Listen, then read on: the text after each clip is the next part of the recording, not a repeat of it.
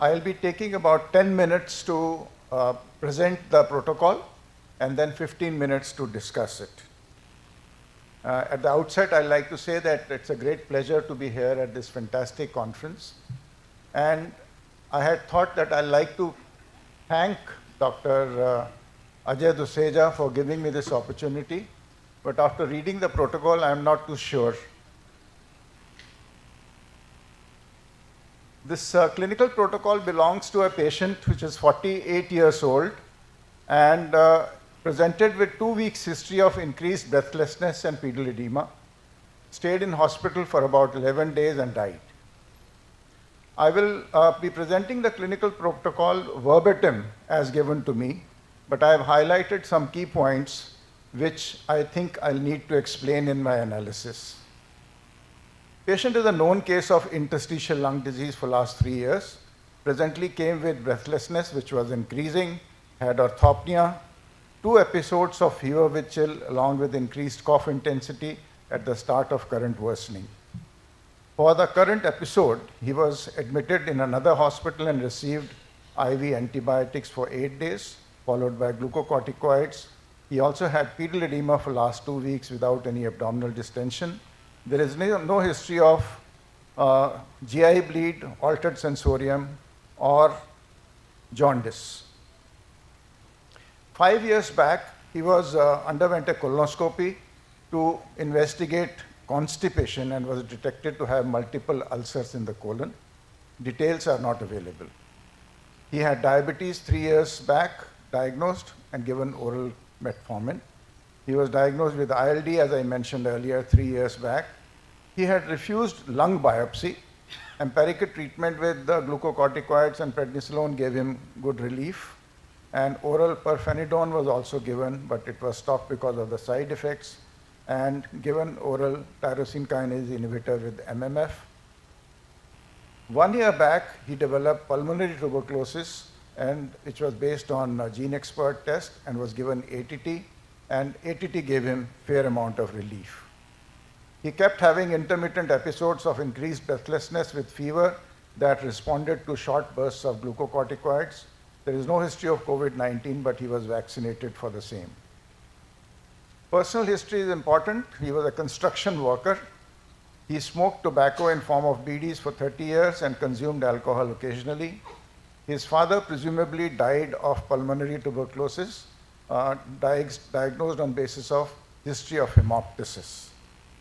His elder sister also was diagnosed to have interstitial lung disease and received corticosteroids and had died of respiratory failure. There is no family history of liver disease. On examination, he had tachypnea. He was afebrile. There was no pallor icterus cyanosis, but he had grade 3 pan-digital clubbing, had pedal edema with no enlarged lymph nodes, and JVP was not raised. Chest showed bilateral crackles which were diffusely distributed, cardiovascular system, normal heart sounds, pan-systolic murmur in the tricuspid area. Abdomen was soft and there was no abnormality detected.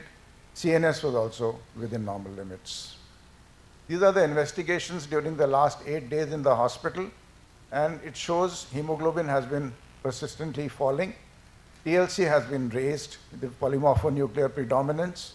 Platelets have been throughout very low. INR was normal. Other investigations show the blood sugar was raised as he was diabetic but very well controlled during the hospital stay. Towards the end, the renal functions were deteriorating and his CRP was raised 20.4. Procalcitonin initially was normal. Liver function test, SGOT was more than SGPT throughout, and ALP was within normal limits except towards the end, which possibly related to the sepsis, and albumin was low. Other investigations show that echocardiography has been reported normal. HRCT chest shows honeycombing, traction bronchiectasis, interlobar septal thickening, consolidation right lobe. His veins showed deep vein, there was no evidence of deep vein thrombosis. Abdominal ultrasound showed near normal size liver, heterogeneous echo texture, normal outline, no splenomegaly, no free fluid. ANA was 1 positive, Sputum for AFB was negative. Other autoimmune markers which have not been specified were negative. HBS, AG, and anti-HCV were negative. Course in the hospital, he was possibly suffering from lower respiratory infection. That was the diagnosis. And he was quickly intubated, given antibiotics, followed by high doses of steroids. But he did not improve. And post-mortem, his cultures were found positive, both from blood and the tracheal secretions, which indicated that infection was likely the terminal event.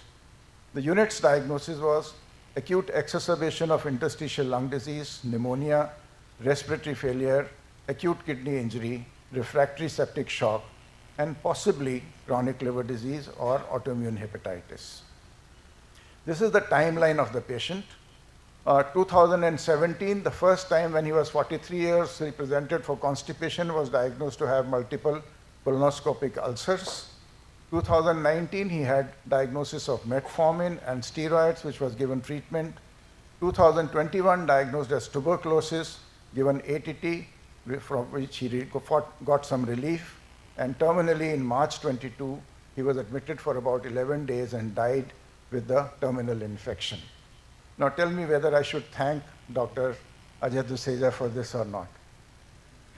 Anyway, I realized that the clinical protocol provided is dominated by the description of ILD, which seems to be the main disease he had, though it has not been characterized any further. And most of the findings that have been described can be explained by ILD. For example, clubbing, recurrent respiratory infections, response to steroids and antibiotics, crackles, familial clustering. He also had pansystolic murmur in the tricuspid area and pedal edema, which I thought may have been due to cor pulmonale, but JVP was not found raised, and echo has been reported normal, so I ruled that out. Low platelets have also been described with ILD. ANA up to 1:320 has been reported in ILD. Raised CSR and CRP are very well described with ILD. Low albumin is often found in recurrent infections. Which type of ILD was it has not been specified in this case, and the history of first 42 years has not been given. And nearly at the end of the medical history, investigations have given a veiled hint, just a soft point, that patient may have had chronic liver disease, as indicated by low platelets, SGOT more than SGPT, low albumin, heterogeneous liver texture, background of diabetes. Whether pedal edema and clubbing was related to ILD or not is a moot point. And the strongest point in favor of this diagnosis of cirrhosis of liver is that Dr. Ritambra has decided to discuss this in a liver conference. And I guess my job is to make a guess as to what the liver diagnosis is. I have also calculated the APRI and FIB4 on this case, and that seems to support our contention, because APRI indicates 91% specificity for diagnosis of cirrhosis, and FIB4 indicates F3 to F4 fibrosis. For obvious reasons, I am not going to argue that there is no liver disease. And I will accept that patient has a compensated chronic liver disease, and I'll consider three main possibilities. And these possibilities are diseases that involve both lung and liver, or it is a chronic drug-induced liver disease, or it may be an unrelated liver disease. And in terms of diseases that involve lung and liver, I'll be considering diseases that are listed here, namely immunological diseases, genetic diseases, occupational diseases, and finally some rare causes. Genetic component in ALD itself is fairly strong, and the protocol also says that her sister also had ILD. Familial clustering in ILD is not unusual. 15 to 20% patients, whether idiopathic or unclassified, have a sibling with similar disease. And even in sarcoidosis, which can involve lung and liver both, familial clustering has been reported in up to 10 to 14% patients have familial history. Some time back, Rocky had written this beautiful paper trying to link the fibrotic diseases in various organs. In our case, may also have fibrotic disease in the lung as well as liver. Interestingly, this paper described very different pathways and triggers for fibrosis in lung as compared to liver. But one thing is common, and that is immunologically mediated inflammation, as in connective tissue disorders, can be a trigger for fibrosis in many organs. So let us first look at this association in both directions. First is a connective tissue disorder associated with both ILD and chronic liver disease. And secondly, in the absence of connective tissue disorder, can ILD be associated with liver disease? Well, almost every connective tissue disorder I can list is associated with ILD as well as chronic liver disease, and this association has been very widely reported. Therefore, I took this connection very seriously and explored further. I screened our clinical protocol for diagnostic criteria for various syndromes, but despite looking with a magnifying glass, the information in our protocol fits with none of the connective tissue disorders, and I feel this is an unlikely possibility. Inflammatory bowel disease is another good linking point, and this association has been reported in literature very well. If we give recognition to the colonic ulcer as a manifestation of subclinical IBD, then there is a report that describes association of lung disease with liver disease and IBD. But in our case, after one mention 5 years back, the patient never had any bowel symptoms. But we do know that 70 to 80% of patients with primary sclerosing cholangitis will have associated ulcerative colitis, which often remains subclinical in many. And PSC can be associated with ILD. It is very well known. The idea does appear tempting and needs to be explored a little further. Let us first look at how common is ILD in patients with autoimmune liver diseases, which may include PBC, PSC, and autoimmune liver disease. The answer is very common. In a series of 70 cases with autoimmune liver disease, nearly half of them were associated with lung disease on CT scan. Some of you may object that in this case, ILD came 3 years before the onset of, before even you suspected chronic liver disease. So let us look at the literature on that. There is nothing unusual in that too. In this study of 111 cases of PBC, of which about 41% were found to be associated with ILD, look at the odds ratio of finding absence of liver disease symptoms at the time of ILD presentation. On an average, there is 11 times higher chance that ILD will come much before PBC, and same is true in case of PSC also. How much can ILD predate autoimmune liver disease? Let's look at some other literature on this. I have already told you that majority of patients with PBC and PSC may be asymptomatic when diagnosed. But look at the second report. Asymptomatic patients were followed up for 5 years during this period. Only 1/3 became symptomatic. That means autoimmune liver diseases like PSC, PBC do remain contenders due to 3 main reasons. Firstly, it has a strong association with ILD. Secondly, they can remain symptomatic, asymptomatic, while ILD will manifest for several years. One may also object that cholestatic diseases cannot be considered because in this case, the ALP was normal.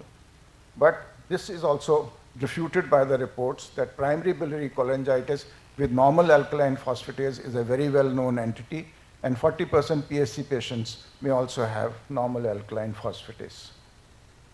Then let's move on to some genetic diseases that involve both lung and liver, and cystic fibrosis comes to the mind first. It's an autosomal recessive disorder.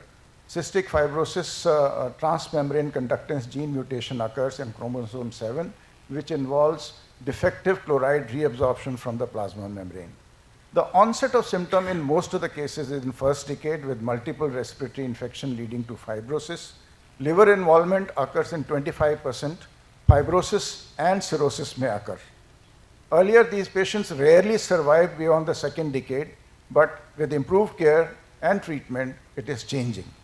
But the diagnosis is unlikely because our patient was totally asymptomatic for first 42 years as per protocol, and therefore I'm not considering this diagnosis.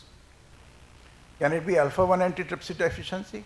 It's a rare disease and occurs due to defective production and secretion of alpha-1 antitrypsin protein, which is a protease protecting the body from neutrophilic elastase enzyme, which is released in response to infection. It occurs due to SERPINA1 gene abnormalities in chromosome 14, and it is inherited as a co-dominant inheritance. 500 mutations have been described. 4 prominent phenotypes are described. Lung lesions, emphysema, asthma, COPD, bronchiectasis are very well reported, and so is interstitial lung disease. Smoking as well as dust aggravates it, and the mean age reported in one paper was 46 years plus minus 11 years, and it does fit with the presentation of our patients. Many people say that COPD should be the presentation or emphysema should be the presentation. No. In literature, I found several reports, and I'm presenting only 3 of them, which indicate that idiopathic pulmonary fibrosis has also been reported with alpha-1 antitrypsin deficiency. These are the phenotypes usually described, and you can see that risk of liver disease as well as respiratory disease is increased moderately in MZ and SZ phenotypes, and it is very markedly increased in ZZ phenotypes, while null phenotype leads to ILD but no liver disease. Most patients with ZZ phenotype, many of them, 10 to 50%. Some reports have only 10%, some reports have mentioned up to 50%. Maybe say 1/4 of them will have prolonged neonatal jaundice in the childhood due to accumulation of alpha-1 antitrypsin deficiency in the liver cells causing damage. 5% will have severe disease, 2 to 3% may require liver transplantation, and a systemic review said that 7.5 children develop cirrhosis in childhood.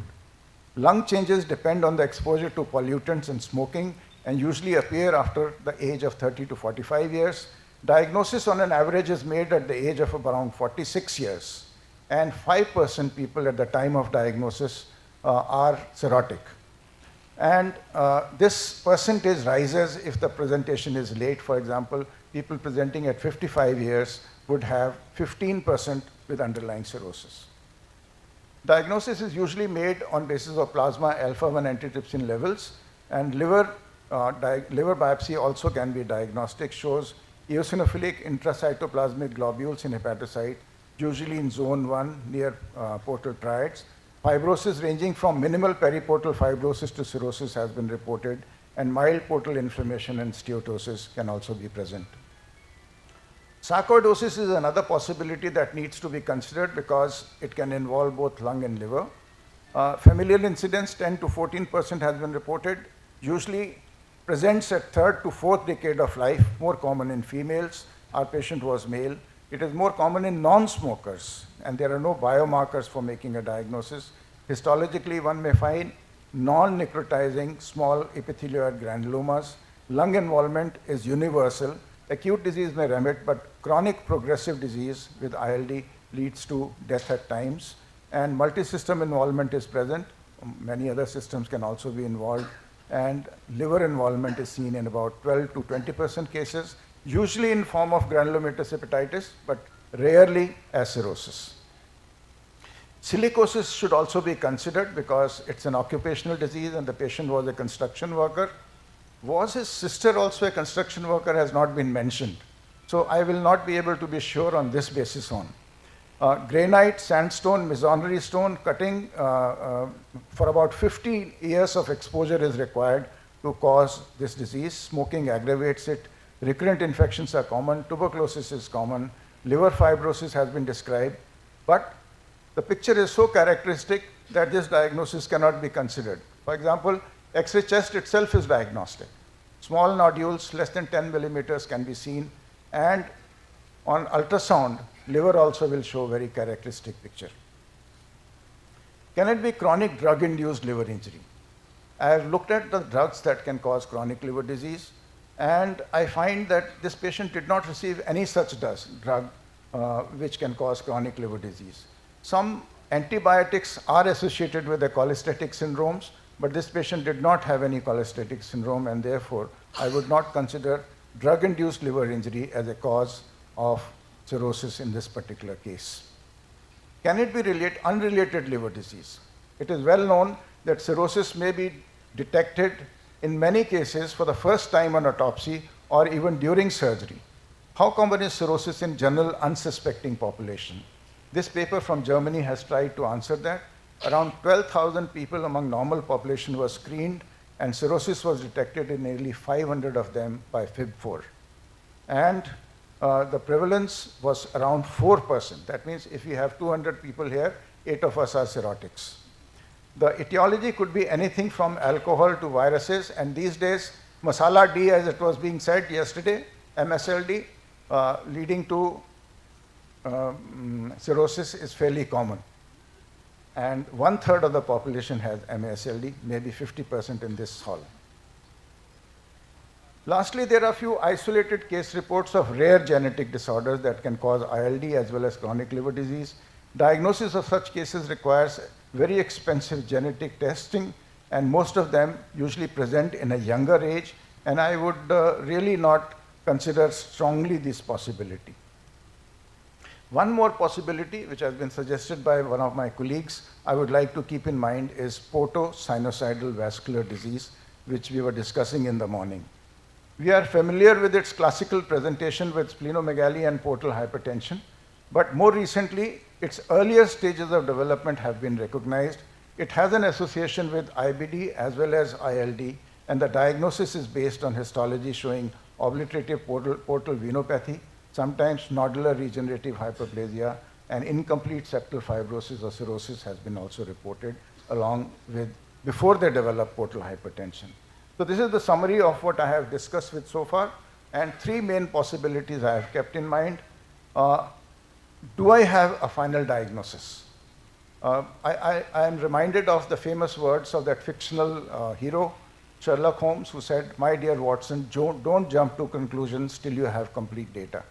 So I am being asked to jump to conclusion with incomplete data, and therefore I would say that I am not discussing ILD in this case, and I am accepting that whatever you have said is correct about it, because I am not much knowledgeable about ILD. If the patient to me, however, came, I would consider ILD with one of the autoimmune disorders like PSC, PBC, or autoimmune disease as a first possibility and work him up for it, because it is more common than the second possibility that I'm going to talk about.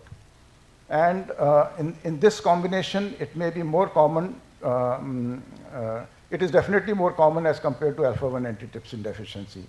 However, in a CPC, I would be tempted to keep alpha-1 antitrypsin deficiency as a first possibility, because the patient is fitting with it completely.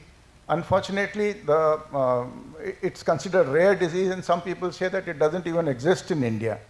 But I would like to keep it because I'm very sure that pathologists delight when they find a rare disease on pathology, on autopsy. Sarcoidosis I'll keep in mind in both situations, as it is quite common, but the points against are that our patient is a smoker and a male, which makes it less likely. Moreover, coexistence of tuberculosis and sarcoidosis is a matter of only certain case reports. And lastly, unrelated liver disease is always a possibility, and it can be chronic liver disease or even PSVD, we really do not know. Clinically, it may not be able to be possible to diagnose. Thank you very much. Thank you, AC, for a very good discussion. We have 10 minutes for the audience to raise, and any new possibilities they have, it would be welcome. But AC, you won't include cystic fibrosis in your differential diagnosis? Because that's a condition where both the clinical presentation of cystic fibrosis starts always in first decade. Okay. It's rare that a person would be normal till 42 years and then will start developing symptoms. Okay. Therefore, I'm not considering this possibility. Rakesh Agarwal.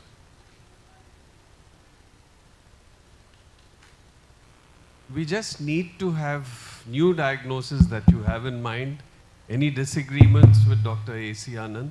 We have to finish in 10 minutes the comments from the audience. Thank you, sir. I think excellently discussed. Would you consider amyloid as a possibility? Because I really didn't hear about the urine. It's possible that the reduction in albumin was partly because of albuminuria, and that's something that can happen with ILD. Thank you. And it's a CPC. I don't know why you are considering amyloidosis in this. The liver was normal size and it was not enlarged, and there was no rise in alkaline phosphatase. So I really do not know what are the points in favor of amyloidosis. Okay, Professor Varinder. Yeah, I also came for the same diagnosis, but Rakesh was in front of me. And the points in favor of, apart from the possibilities which you have kept, this patient have ILD, this patient have the colonic ulcers, which again points towards the tuberculosis, received treatment for tuberculosis, and the chronic tuberculosis and ILD is known to cause amyloidosis. So Secondary amyloidosis should also be kept as a possibility. Secondary amyloidosis, Yeah. yes, can be kept. And of course, if this patient had come to us antemortem, we wouldn't have suspected liver disease. Yes. And then CPCs and amyloidosis go hand in hand. Okay, yes. Okay. Any other I accept. diagnosis? That should also be considered. As a standalone thing, I mean, like if you're putting the two entities differently, with the liver, this thing, would you, in the context of a normal ALK, would you consider Wilson's disease as a diagnosis in the liver? In the presence of a normal alkaline phosphatase? Wilson's disease doesn't present with ILD. That is wonderfully done, CPC. Fantastic slides. You mentioned about IBD, but you didn't keep in your final diagnosis. Because still we have a chronic ulcers. What happened to them? Because constipation, ulcers we found. A patient who comes with constipation and on colonoscopy, I find ulcers, most of them are non-specific ulcers, could even be solitary rectal ulcer. But I've kept the possibility because of ILD and because I'm keeping autoimmune liver disease. That is why I considered IBD as a possibility definitely. Because if it is, say, PSC, then subclinical ulcerative colitis is not unusual. It is fairly common, 60 to 70% patients will probably have that. And that is why I kept that possibility. But Absolutely. to have a patient who is continuously asymptomatic, not even a single mention of an enteral symptom will be very unusual. For how long the patient was on nintedanib for ILD? He was for almost 2 years. I think that also is significantly hepatotoxic. It And is if not you have it does not cause chronic liver disease. It can cause raised transaminases. I seriously looked at this issue because chronic DILI was one of the possibilities I was considering. There are no reports of chronic DILI with nintedanib. AC, how strongly would you feel NAFLD as a cause in this case? He was diabetic, maybe I've kept it at undetected number for 4, sir, unrelated disease. Yeah. So do you think that can be a possibility? Patient has diabetes in the background. Patient has been on steroids for a long time. Enough reason for him to have fat in the liver. But whether it will progress in such a short time to cirrhosis, I'm not sure.